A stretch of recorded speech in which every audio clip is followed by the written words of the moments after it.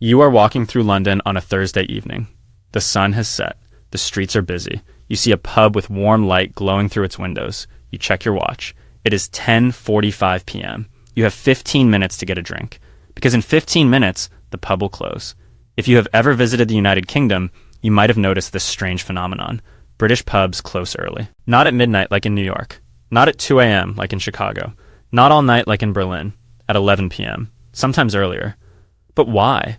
Why does a country famous for its pub culture shut its bars down when the night is just getting started?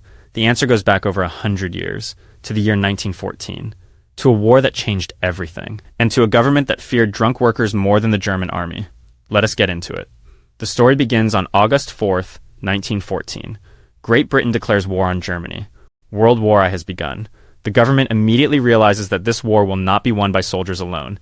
It will be won by factories. Workers need to produce weapons, munitions, uniforms, supplies, millions of shells, thousands of guns. But there was a problem, a serious problem. British workers were drinking too much. Before the war, pubs in Britain had very long opening hours. A pub could open as early as 5:30 in the morning and stay open until 12:30 at night. That is 19 hours of drinking time. Workers would stop at the pub on their way to work. They would stop during lunch. They would stop on their way home. They would spend their wages on beer. They would show up late. They would work poorly. They would miss shifts entirely. David Lloyd George was the Minister of Munitions. He was responsible for keeping the factories running, and he was furious. In 1915, he made a famous statement to Parliament. He said, "We are fighting Germany, Austria, and drink." And as far as I can see, the greatest of these three deadly foes is drink. Lloyd George was a teetotaler. He did not drink alcohol at all. He had supported prohibition in Wales since the 1880s. But his attempts to ban drinking had been blocked repeatedly by what he called the Brewers' Ring, which seems to govern England. Now, with the country at war, he had the perfect excuse. 4 days after the war began, on August 8th, 1914, the British Parliament passed a sweeping piece of legislation. It was called the Defence of the Realm Act. Everyone called it DORA. DORA gave the government enormous powers. It could censor newspapers. It could ban bonfires and kite flying. It could stop people from feeding bread to ducks. It could even ring church bells. But the most important part of DORA, for Lloyd George, was the part about alcohol. In 1915, the government created a new body called the Central Control Board for the liquor traffic. Its job was simple: control how much people drank. The board immediately imposed strict new opening hours. Pubs could only serve alcohol for 5.5 hours per day. The hours were noon to 2:30 p.m. and 6:30 p.m. to 9:30 p.m. That is it. No morning drinking. No afternoon drinking. No late night drinking. And on Sundays, some pubs were not allowed to open at all.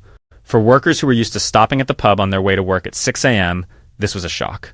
For those who liked a pint after their evening shift ended at 10 p.m., this was devastating. But the government did not stop there.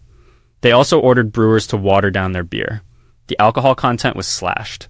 The average gravity of beer, which is a measure of its strength, dropped from 1052 in 1914 to 1030 in 1918. That is a significant reduction. They also banned treating. Treating was the British tradition of buying a round of drinks for your friends. The government made it illegal. You could only buy a drink for yourself. If a police officer saw you buying a drink for someone else, you could be fined or even jailed. In 1916, a group of miners and a pub landlord in Barnsley were hauled into court for the crime of buying a round of drinks. The government even sent plainclothes police officers into pubs to make sure everyone was paying for their own drinks. Lloyd George wanted to go even further. He wanted to nationalize the entire brewing industry. He wanted the government to take over every brewery in Britain and shut most of them down. He was serious. In 1915 and again in 1917, nationalization was seriously considered. What stopped him? The Americans. In 1917, the United States entered the war. The American government had already stopped brewing beer in December 1917. They were moving toward total prohibition. They expected Britain to do the same. The American Food Administrator, Herbert Hoover, issued a veiled threat. He said that increased grain exports to Britain would be difficult without an end to British brewing. The British government considered the question carefully. They did not want to offend their powerful new ally, but they also feared industrial unrest. Workers were already unhappy. The beer shortage, the high prices, the restricted hours, all of it was causing tension. Some workers threatened to strike.